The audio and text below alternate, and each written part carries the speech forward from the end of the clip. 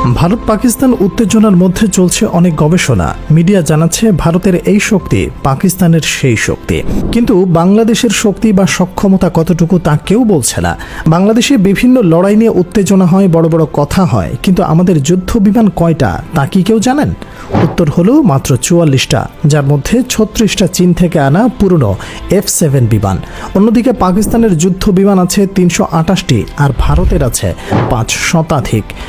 ভারতের নৌবহরে আছে 28টি সাবমেরিন, পাকিস্তানের নৌবহরে সাবমেরিন আছে 8টি, আর বাংলাদেশের আছে চীনের সেকেন্ড হ্যান্ড 2টা পুরনো সাবমেরিন।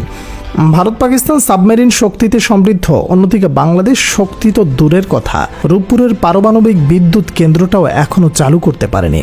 বাংলাদেশের এমন অনেক নাই, এর মধ্যে সবচেয়ে যেটা নাই তা হলো লজ্জা। এদেশের লোকেরা বড় বড় কথায় পটু, কিন্তু কাজে অকর্মা। এখানে অনেক সংস্কারের আলাপ হয়, কিন্তু নিজেদের আচরণে কেউ সংস্কার করেনি।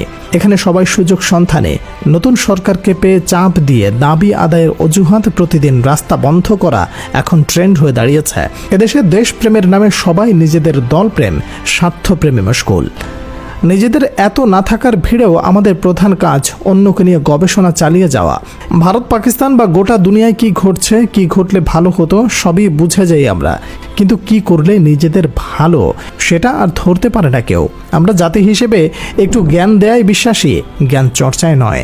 এজন্যই আমাদের আজ এই অবস্থা, কাজ কম কথা বেশি।